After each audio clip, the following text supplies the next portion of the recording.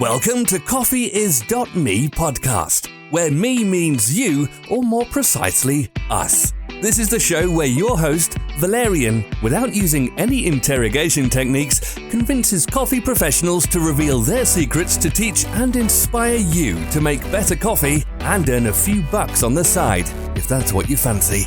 Let the show begin.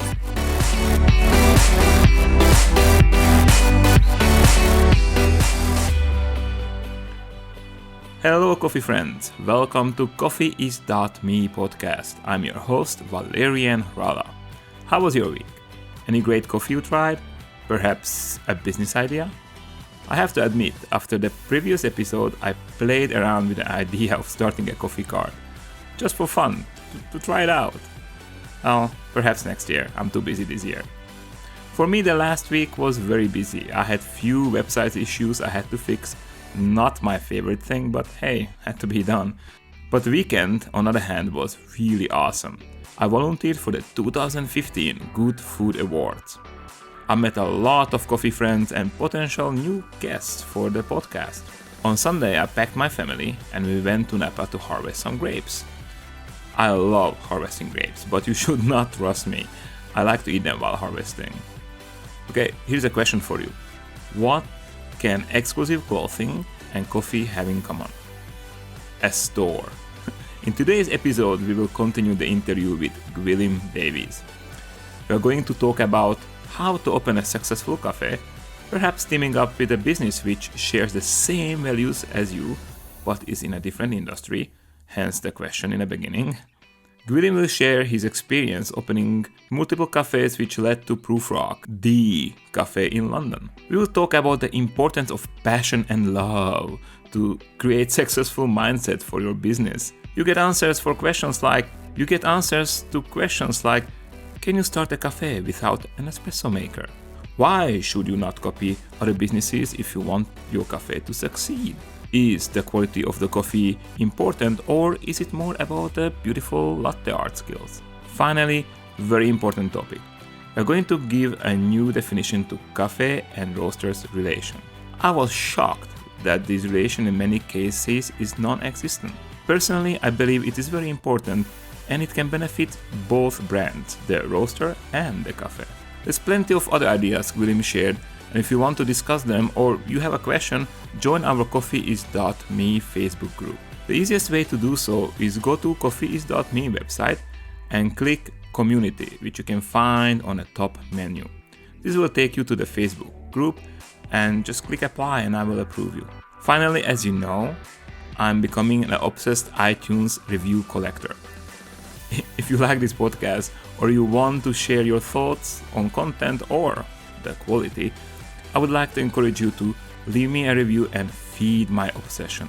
If you do not use iTunes, you can leave reviews on Stitcher, TuneIn or SoundCloud. One of you will be rewarded with Bootcamp Barista membership, like 3 Rabbits, GM Pretzel or Corey W50, who according to her review is starting a coffee roasting company in Morocco. How cool is that? By the way, I know there is an issue with my math. I promised 1, but giving out 3 memberships.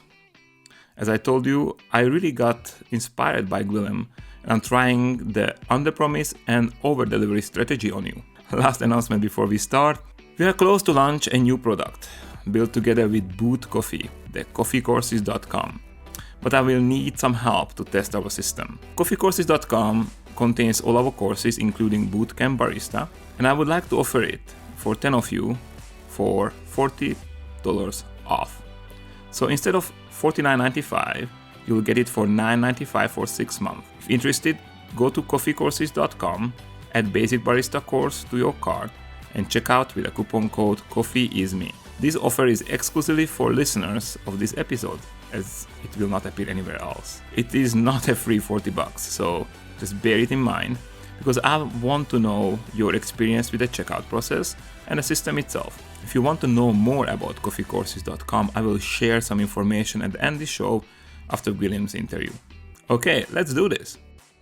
Well, one thing what you did, and I got this from one of your interviews, and I had this idea for a long time, and I never knew that, it's a good idea or a bad idea, is kind of creating a synergy with someone who has the same kind of values like you in coffee, but in a different industry. So what you did, guys, you teamed up with a clothing store. Is that correct? Yeah, this is really funny. Yeah. Complete accident. It was my second winter on the coffee cart outside, and the one of my regular customers was opening a clothing store. And they went, "Oh, Gwilym, you have this coffee machine." And we were talking about it, and I couldn't use it properly. It was the lever machine. So we were playing around with it, and Square Mile to put a scase on it and tested various things on it. And went, "This is really confusing. The pressure changes and the temperature changes and the flow changes, and no idea." We made a couple of nice coffees off it, but we never really fully knew how to use it. So this became an opportunity for me to, one, avoid the next winter outside, and two, try and understand how this lever machine works, because I can put it in the front of their clothing store. We moved into the front of the clothing store. It's a male clothing store, but it is really interesting clothes, really well selected and well crafted. But men don't really like walking into clothes stores. If there's a coffee machine in the front, then they'll come in and they'll buy a coffee and they'll stand around for a little bit and then they'll start wandering in the shop. But what we found was 70% of our customers were females. And they would come in because the environment in the cafe, it wasn't even a cafe, it was just a coffee cart in the front of a clothes store that looked like a counter. They would come in, they felt very comfortable in the space, and they would buy something for boyfriends or husbands or somebody and leave. And it was great for us and great for the coffee store as well. It was also like a little bit of protection from the clothing store. I mean, there is London's a beautiful city, but it's not the safest city in the world. So you would get sort of some of the gangs would run in, grab everything they can, and run out again. But if there's a coffee place right at the start, they have to go through that first and then pass through it again on the way out. And it acts like a little barrier, even if it's just in somebody's head, because I'm not the most sort of toughest guy in the world. Yeah, I love this story because, when I moved here in 2010, one of my ideas was I just open a roastery or something, and I just start to do business here. But Bay Area, it's around San Francisco, it's extremely saturated with amazing coffee. I mean, it's just very hard to start anything. Yes. So one of my ideas was, without knowing your story, was that starting something like, there's a very good wine industry not far away, the Napa and Sonoma. Yes. And we have also very cool cheese here, like the, cows are out in the fields and you can see them and they make cheese. It's pretty awesome. So kind of put up with them, kind of like a joint venture. But I went a different way. I went the education way. But then I started to see that this is actually starting to happen with cafes. Like, let's say a company doesn't have money to start their own cafe, but they start as a kind of synergy with somebody else. So I think it's a very interesting business model. Like we have the Linea Cafe in San Francisco. Yes. It's owned by Andrew Barnett. Yeah, Andrew.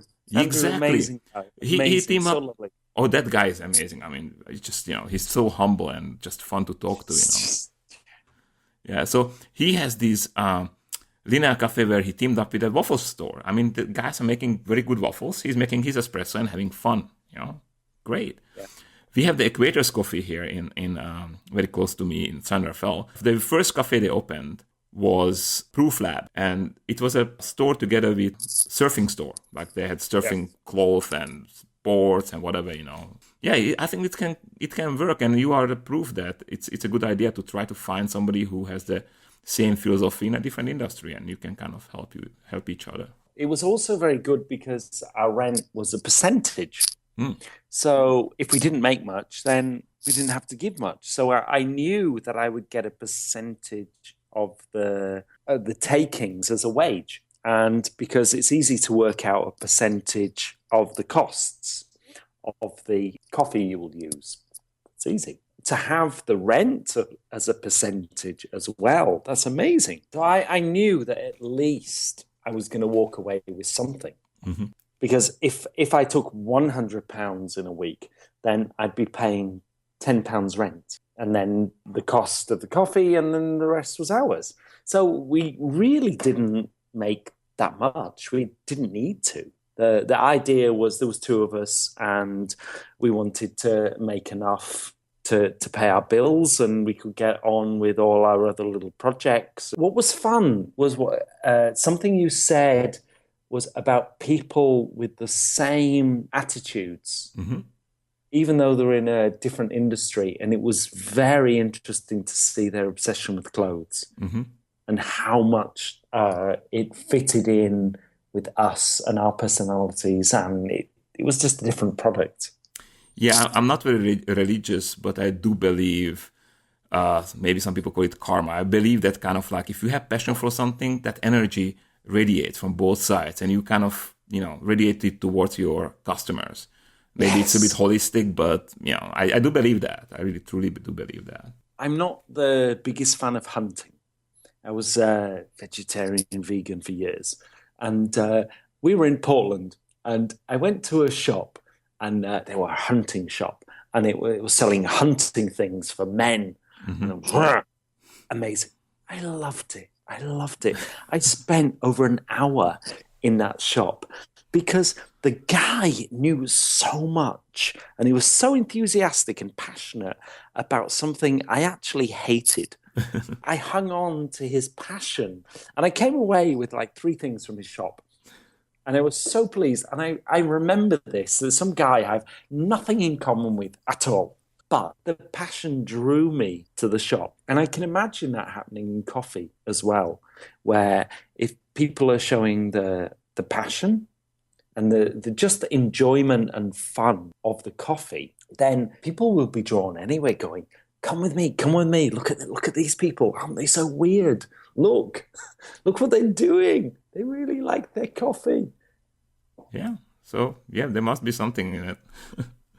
Okay, so next step. I think this was a good training for you to start thinking of your first cafe. And I always wonder, what's the sign? What's the sign in your life that now you are ready and you want to start your own cafe? I'm like many people where I wanted a cafe since 97 or something, and never did it. There is no excuse not to open your own cafe. None.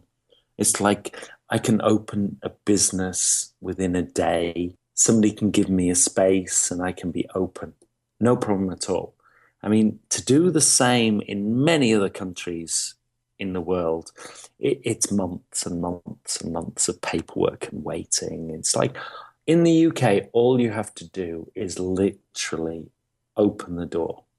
You're away. I mean, we opened with a guy called Tim Stiles, and Square Mile were the people behind it. We opened a very small venue where we didn't even have an espresso machine. Oh. We just had 3 brew methods. We didn't have to worry about milk. We just did black coffee, 3 brew methods, 3 different coffees, a little bit of chocolate, and sold that. And then some retail stuff, and it made a profit. It's like, and we were in there because people didn't want the space for 3 months or whatever. Okay, let me repeat that. So you started a cafe without espresso maker, with true simple brewing methods, and you made profit. Yeah. Well, no, you say the word you. It's like me. I was involved, but no, you as a plural. I was helping the guys out, but definitely, Square Mile, Tim Stiles, they started this thing called the Penny University, and it was amazing, and it worked, and there was a big queue out the door. You don't have to have huge investment. I did that, a weird thing with the espresso maker, because my dream is open a cafe where you just serve coffee, you have brewing methods, because I'm. Okay, I admit I'm not a big espresso guy. I don't like espresso anymore. I used to be a nerd, but I like the coffee clean as it is. and actually open a cafe where you offer coffee without milk. Like just, without milk and sugar. Just enjoy it as a tea rather than a calorie device, right? Because we had no sugar. Yeah, we had no sugar either. There you go. Everybody says, oh, that cannot work. So, okay, there is a place where it worked. Awesome. You just proved my point. Yeah, it works. It depends on where and who you're with and how much time you want to wait for people to turn up. But this one was pretty much successful from the day it opened. I used to think, I've heard the word from Ben Kaminsky, but it was a word that a lot of people were using a while ago, that espresso is fundamentally flawed. It does not work with specialty coffee. Doesn't. Then, we've developed a little bit. Roasters have developed a little bit. We started putting a little bit more water through our coffee into the cup. And it's starting to work. I'm enjoying espresso much more now than in the past. But given the choice, I'm still a filter person. Yeah, but unfortunately, the business world is about espresso. So we have to kind of a little bit cater there. And, there's, as you said, there's a lot of experimentation with espresso, which is great because when I started, it was very specific definition, 7 grams, and you go. And there's no way you can do something else because you're not doing espresso. Yeah. So the open mind really changed that. I don't think people realize how hard it was in the past.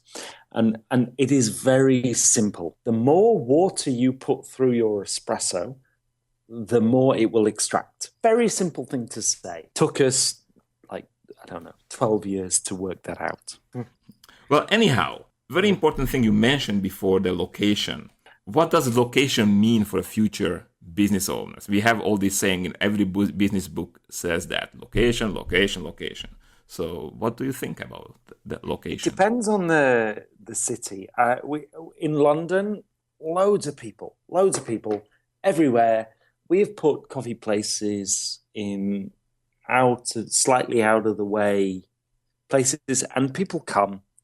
If there isn't much good coffee in a city, people will go to where there's tasty coffee and you're nice. But if your city is full of tasty coffee people being nice, then you have to be a lot more convenient.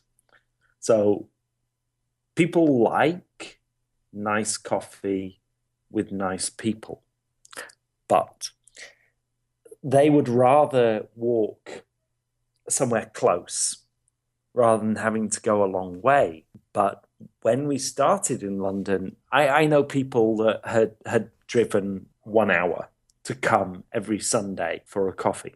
Wow. There was a time our queue was 40 minutes from ordering to the end of the queue. We knew this couldn't last. This was on a Sunday. It was ridiculous. They were coming because we were the only decent coffee that there was. So we were looking at it going, okay, when the queue stops this, it's probably not us. It's the fact that in London, there's going to be more and more options for people that on their Sunday, they don't have to take up coming for the 1 cup of decent coffee that they get in a week. So we knew as the queue started to get shorter, it was because coffee was becoming more available, decent coffee. And it was a really good thing. And it was a nice thing for us because we were less stressed as well. So I think location depends very much on the development of specialty within your city or town or village. But it's also a balance between the rent as a percentage of your total turnover. In many ways, I really enjoy making lots and lots of coffees, but I'd rather be slightly around the corner and out the way and be a little bit more choosy of my customers. I'd rather choose my customers through the atmosphere and what is on my menu. But then once I've chosen my customers, I really want to be nice to them, and I want those people to have an amazing experience and tell their friends and bring other like-minded people into my cafe. I don't want to just be on a high street where I'm serving everybody anything that I possibly can just to pay the rent, because then it's no fun anymore. I think this is the best way how to represent a specialty great coffees is you create your niche, and within your niche you have your own kind of people. You're basically building a community around your cafe with like-minded people. Yeah. So the business people don't get this very easily because obviously they want to make profits. They want to do everything what other people do, and they already proved that they created profits. But what you were talking about is doing something brand new, cater to maybe very small community, but very loyal community. Let me explain. I mean, because you're in the North America, so they'll probably sort of get this. What we've managed to do at our shop is we've managed to make a profit, which is good. But we've also managed to have 8 ounces as our biggest size, takeaway and in, for all drinks. 8 ounces is the biggest size. We do no syrups, and we have no different types of milk. We have soy, and we have full-fat milk from a farm quite close to London. That's it. And on our menu, we have a 4-ounce, 6-ounce, and an 8-ounce cup. And that's our menu. It's very simple. So making our speed, it's not very complex. It's very simple, good quality, and done. We don't do 12-ounce. We don't do 16-ounce. We don't do 10-ounce. If we'd have competed with the chains that are doing the syrups and doing the semi-skimmed and the skimmed and the milks, then we would lose because they are so much more powerful than us on costs and marketing and location. So we have to find something to differentiate ourselves, to make ourselves different. And we do that by, 1, being nice, but 2, by focusing on what we're good at. And what we're good at is balancing taste. So balancing the taste of the coffee with the milk and making it a really enjoyable experience. Wow, man, you're talking to my heart. Yesterday I had a question. I had a presentation on, how to start a coffee roasting business. And one gentleman said that, everybody is drinking in his town Starbucks, so he's going to do something like Starbucks. And I said, why would they pick you? I mean, Starbucks has the brand. Yes. Starbucks, has the kind of like coolness, right? If everybody drinks that. Yeah. They have a lot of money. They can destroy you with marketing. I mean, they can put billboards, like wrap your shop with billboards. Why would you do Starbucks? I really, really like Starbucks. I think they're amazing. And what they've done, and their new roastery in Seattle just blew my mind away. Oh, yeah. There is no way I'm going to compete with Starbucks. Exactly. I'm going to choose where they're weak, and then I will provide that. Or little parts of the market which they neglect.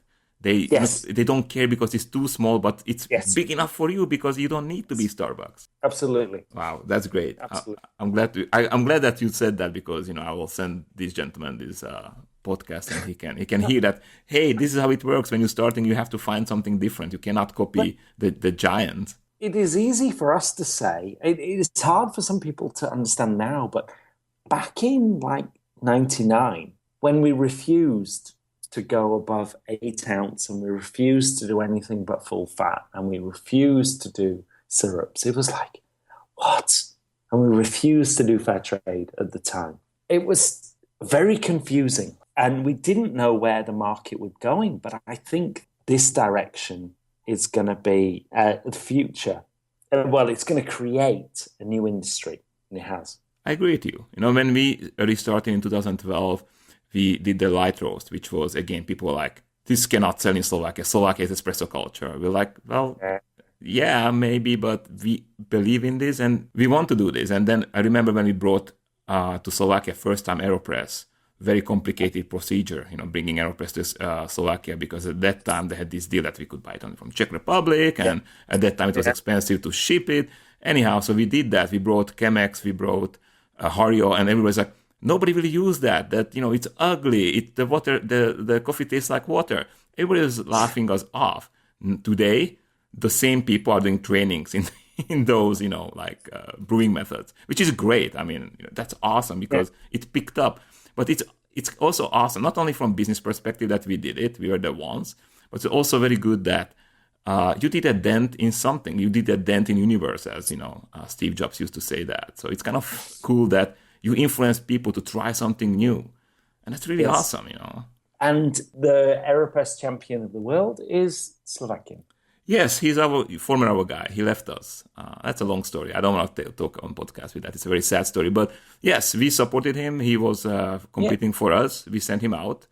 We were cheering there. We put up some videos where my hands were shaking as they announced him as a winner, and he totally deserved it. From what you said about AeroPress was not accepted in Slovakia, and now there's an AeroPress world champion, Slovakian, and vice champion from previous year. The second place was Slovakian. That's right. It is amazing, and it's great. You said it's very easy to start a cafe in London, but no, it's very easy to start a business. Okay, sorry. Yeah. But hey, where do you get the money? It depends what you do. It's like sometimes you don't need much money because you just find a place, make some filters, sell it. People love coffee. Even though we think there's a lot of good coffee around, people are not connected to it yet. They've not been exposed to it. And once you find those people, they love you. And they fund you, and you can gently, slowly expand. Has Been Roaster started off as from the UK. Started off in a shed, so like the small little house in the bottom of the garden. And before he started moving to a larger industrial estate. Who would you think would be the ideal people to talk to when you say, okay, but you still need some money, obviously, let's say you need some basic capital. Who would be the first one you will run to? Well, it depends. It's like, it seems to be more and more people these days. For Prufrock, what we did, we ran to, because we've been involved in the industry a long time, we ran to a baker that we knew. There's a food market in London called Borough Market, and we were there at the start of the food market. It's one of those occasions where there's like 10 market stalls and you think, nobody's really coming, but it's okay. We're really enjoying it and chatting, so we'll come every weekend. And then like 3 years later, it's packed, and there's like hundreds of stalls everywhere. It's crazy. And so one of the stalls there was a German baker. And so Klaus, he'd seen our passion, and he's sort of helped a couple of small businesses that he's seen at Borough Market, and we just asked him to help us. So he became one of the partners. It's one of those strange relationships where it's very modern in some ways, where he provides the money, Jeremy provides the time on the shop floor, and I'm providing like the knowledge. And the three of us together are equal partners. Mm-hmm. So even though Jeremy and I didn't have the money, I had some machines and some knowledge and contacts, but Jeremy had the time. We all had something that the other didn't have. And the three together own the business in equal shares. I don't think the economic capital is not necessarily the most dominant. There is the economic capital, there's the social capital, the ability to sort of relate to suppliers and customers and everything. There's the knowledge capital, because basically what you're doing with the customer is you're turning something into a tasty product and sending the customer away happy, and it takes knowledge to do that. And then you need the time to put into the business. So they're all capitals in their own way. So I think money in the past has been overemphasized. That's a very interesting concept. I'll share mine, just if the guys are thinking to bring in partners. We started, three of us, the restarted again because Green Plantation existed. Peter, who is the roaster and CEO today. Nice guy. He was just a barista, a passionate barista. He did not know to roast, he didn't know anything, but he really wanted to do it. Like really, he was the engine, and he still is the engine. he brought, a minimal capital investment. But I did wanted some capital investment simply because once you do that, they are more kind of motivated. They are more into the business. This is true. And then it was me who brought the know-how, knowledge, the brand. I put in some money, roaster and stuff like that. And we had another one who was supposed to be our, like, what you call the contact guy, the one who can dance on the dance floor, and he's very handsome and he knows how to talk to people. Because me and Peter, we are introverts. So that's a different... Yeah, it's a social capital. Yeah, there you go. That. It did not really work. He left us. Well, we don't know exactly why. It was a very gentleman and very nice divorce. But I really miss that. I really miss him because he was very good with, socializing and kind of like representing the company. And, as much as personally I don't care about how you look and how you talk, I care what you can, do or what you can, how interesting are you. People do care how you look. People do care how you present very yourself. Important. Yeah. You have to look professional and you have to act professional. And what's been very strange at trade shows recently, in 2009, when I started to sort of realize there was a bigger coffee world, was the baristas were really scruffy and all the sales guys were in suits and wearing terrible perfume. And now it's like the baristas are smart and sharp and clean and good haircuts, and the aprons are almost like to keep anything there they have away from the customer. In the past, we used to wear aprons to protect ourselves. Now it's like the baristas are sharp and clean and professional. The salespeople are sloppy and trying to look cool, and it's like, what's happened? What's happened to this world? Yeah, I don't understand when the coffee people wear perfume. I have to say, I do. Oh, terrible. I do private classes in my house sometimes, cupping and roasting and stuff like that. And I had a student. The person came loaded with perfume. I was like, you cannot do this, man. Next time you come, we cannot even cup here, I know this is kind of cool, whatever, but, when you do coffee, you just want to smell coffee, nothing else. You don't want to smell me. You don't want to smell yourself, not perfume. You just want to smell coffee. When you do coffee, going through the duty-free part of the airport is usually the most disgusting part. The smells is like, really? What is this? This is like pollution. Stop it. Pollution, I like that. Yeah. We talked a little bit about how to look for investors, and it's really like individual. And one interesting thing which I noticed is that you had that interview with the European coffee trip guys. Yes. Yeah, they are cool. They're interesting guys. From nothing to giant boom. That's an impressive story there. To be honest, they don't know things about coffee. They're not baristas. They're not geeks like that. They're just interested, really interested. They're curious, yeah. Yeah, curious. So they don't talk nonsense, and they're not scared to say, I don't know. And because they've not been scared to say, I don't know, and because they've not been trying to make themselves look important, people have brought them in and told them things. So these guys are learning faster than many other people that I've met in the coffee industry. I agree with you. So they had an interview with you, and you said something like, the investors want to invest in something what is tried and tested. Yeah. And that's why it's kind of a little bit challenging to find investors. And I think this is only true for Europe, because here, especially in a place where I live, Bay Area, where the Silicon Valley is just, not far away, people want to invest in something crazy, something which is nuts. So it's kind of interesting to see these two different worlds of investors. So perhaps, I don't know, just a crazy idea. If a European person wants to open a crazy cafe, maybe they should look in the United States for investors. That's a very interesting idea, because everything we do is shaped by what's around us. And I've recently I figured out that I've made coffee behind the bar in shifts, proper shifts, in 37 different places, countries. the more I've traveled, the more I've realized that just how different everything is everywhere. The green plantation would not happen if I would not move here to California. Really? No, the green Wow. plantation would be exactly the same as it was in 2001 when I established it. And it was dark roasted coffee on a Probat LG3. By the way, beautiful roaster from 1938.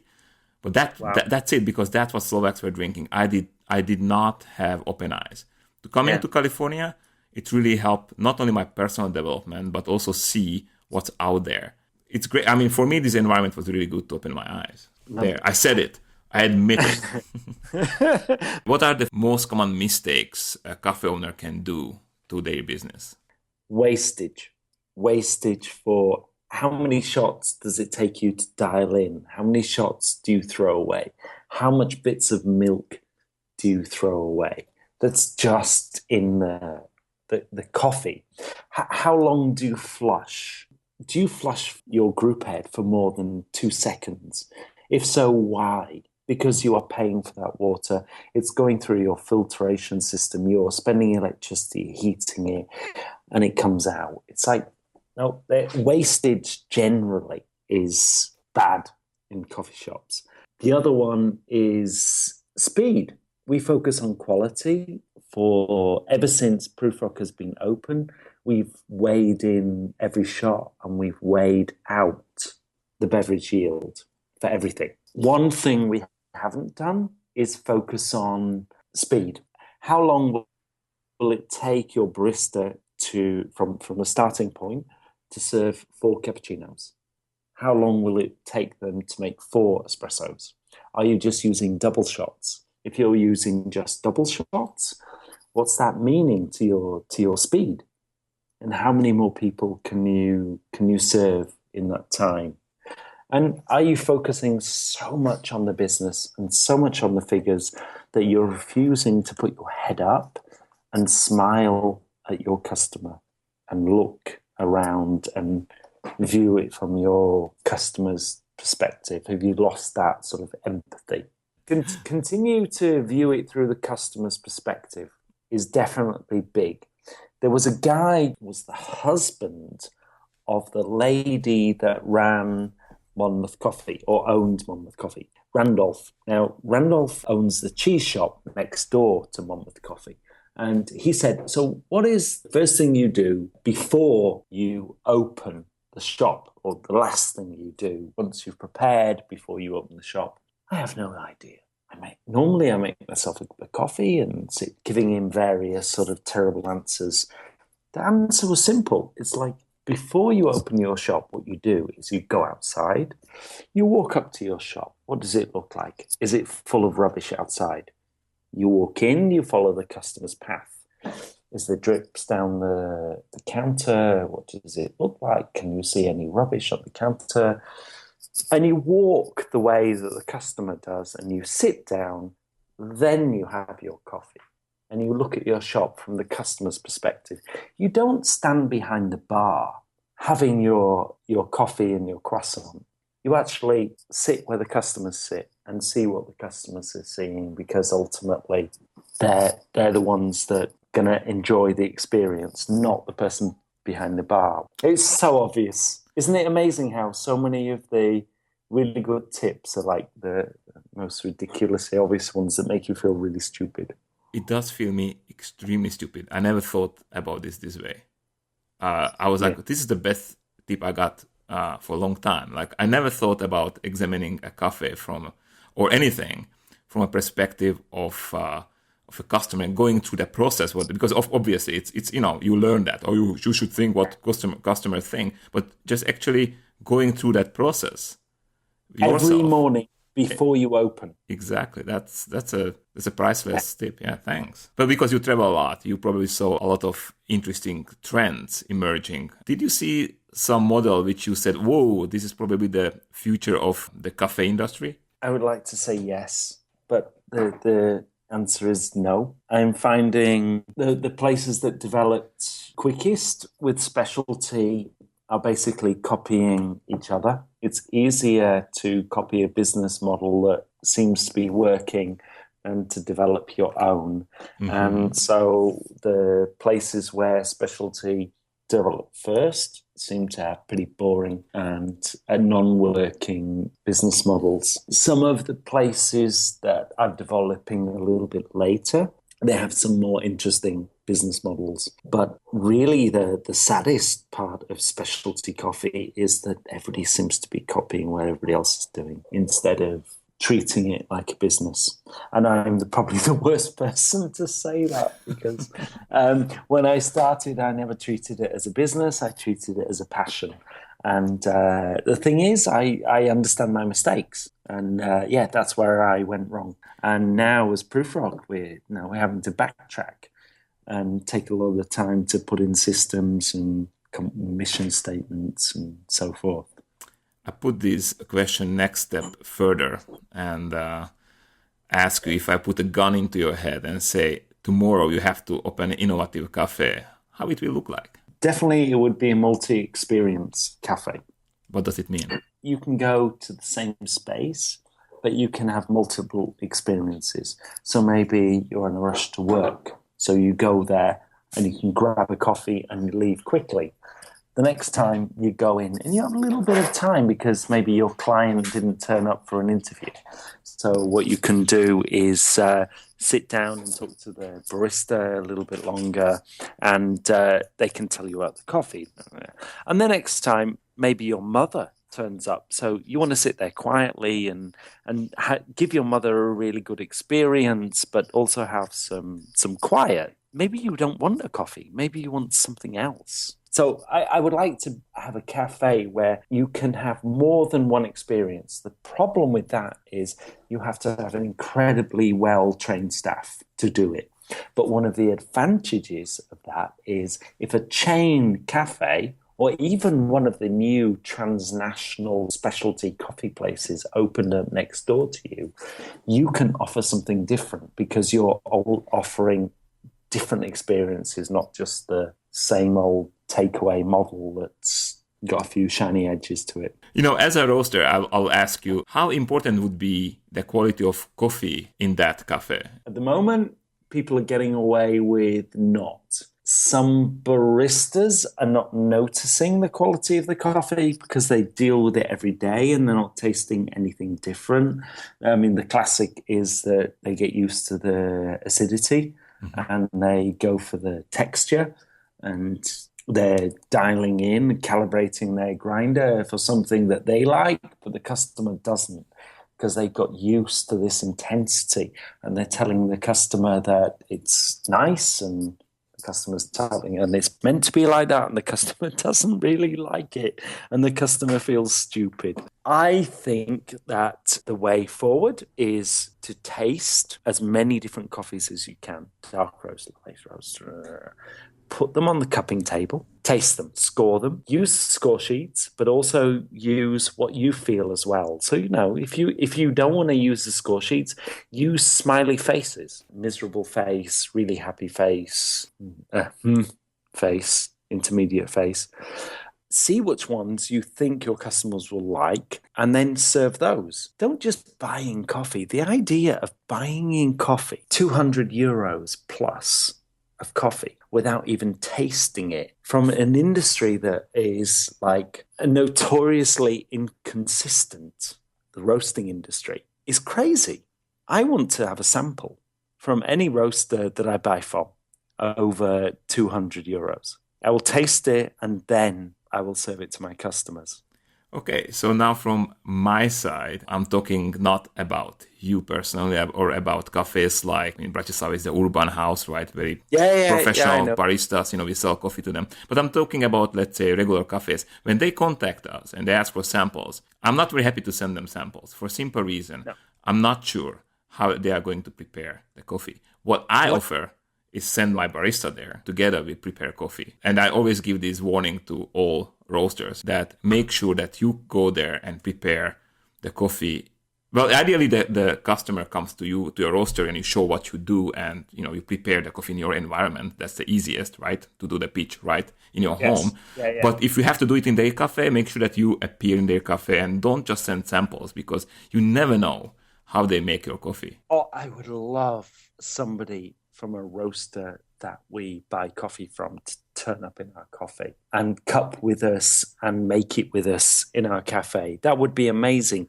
And once you've built that level of trust with the roaster, that's amazing. But this never happens. It has to happen, man. I mean, we do that. And also, like, I was in Seattle, not this year, but last year on SCAA. We went to a fancy restaurant, Petit Cochon. Close to this restaurant is a roastery. They work together with a chef to make the menu, and they keep it easy. You know, I always say they just do French press. They have barista grinders, nothing fancy, but it's clean, amazing coffee which chef and the roaster work together. That's the future. Nice. I love that. That's nice. That's really nice. As a cafe owner, want relationships with roasters. I have to, and I want an honest relationship with the roasters as well. I want to be able to say, I don't like this. And I want the roaster to be honest, saying, oh, sorry, we messed up. Or I want the roaster to go, okay, we'll send somebody and they make it. And they go, oh, no. We are trying for this flavor because... Roasters seem to be very protective of their reputation and brand and fearful in some ways. And I want somebody to come to my cafe and talk to me and build that relationship with a person, not just over the phone or an email or something like that, but actually over a cupping table or over an espresso machine. Okay, roasters, did you hear this? And I think that this is the way it can work. Oh wow, another great episode with Gwilym Davies. Next time I fly to Europe, I'm going to try to fly through London and stop by a Prufrock. I also have to try Square Miles and Has Been Coffee. Everybody talks about them, so I have to try them. If you like this show, feel free to let Gwilym or any of our previous guests know. Use Twitter, Facebook, or when you meet them in person, just tell them, dude, you rock. What about coffeecourses.com? What is coffeecourses.com?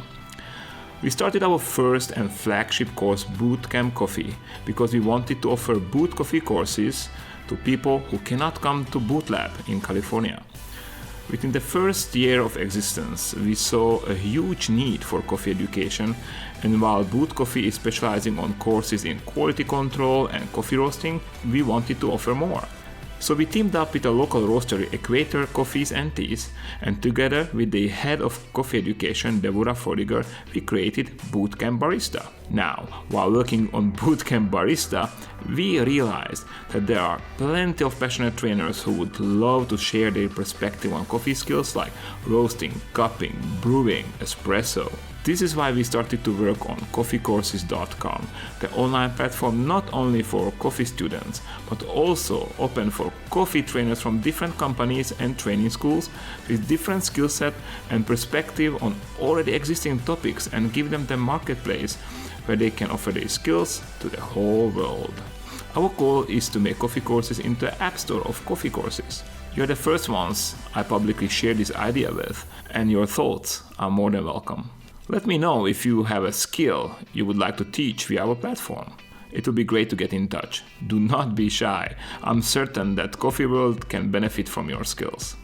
My email is valerian@coffees.me, or you can just contact me via our website, coffees.me, and click contact and fill out the form, and I will get back to you.